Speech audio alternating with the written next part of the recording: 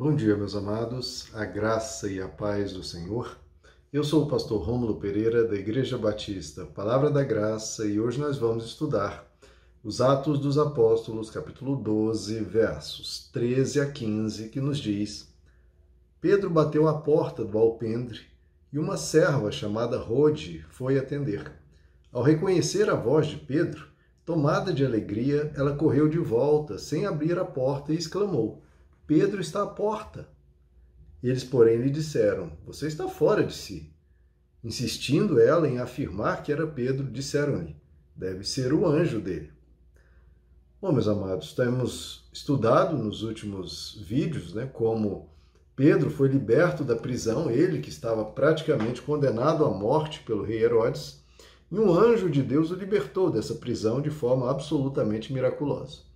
Nós vemos aqui que o apóstolo Pedro chega então à casa, bate a porta e acontece o que nós lemos aqui. Bom, primeiro, essa serva chamada Rode não abriu de imediato a porta, obviamente, porque era tarde da noite, era na madrugada, e os cristãos estavam sendo perseguidos. O apóstolo Tiago já havia sido morto, e o apóstolo Pedro estava, supunham eles, preso e pronto para ser morto. Então ela não abriria para qualquer um. Então ela vai até a porta e vê quem é, e ouve a voz do apóstolo Pedro. E veja que os cristãos ficaram surpresos.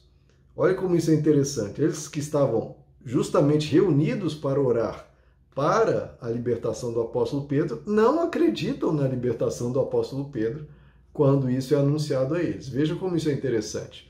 Muitas vezes nós ficamos surpresos e maravilhados, espantados quando Deus atende uma oração nossa, Ficamos tão felizes, aquela expressão popular, é tão bom que é difícil de acreditar, É bom demais para ser verdade.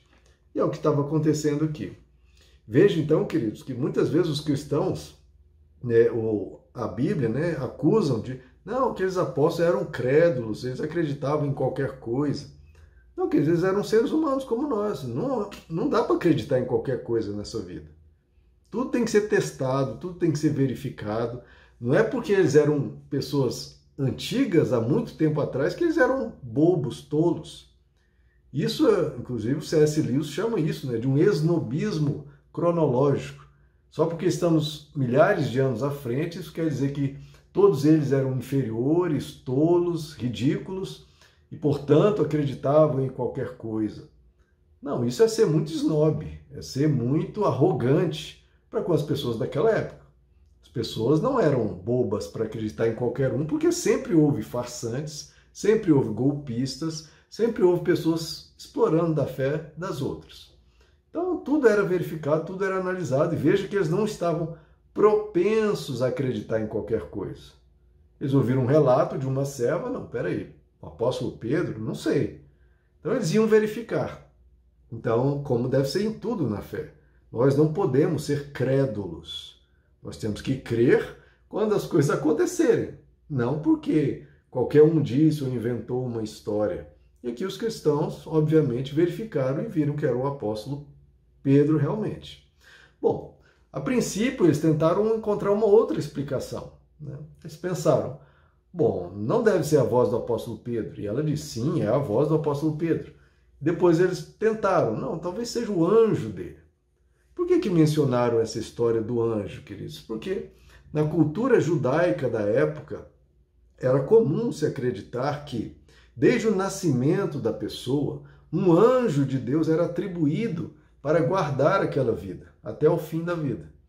Então, eles criam nisso. Isso tem algum embasamento bíblico? Tem. Não sei se é particular, um anjo para cada pessoa nessa relação, um para um.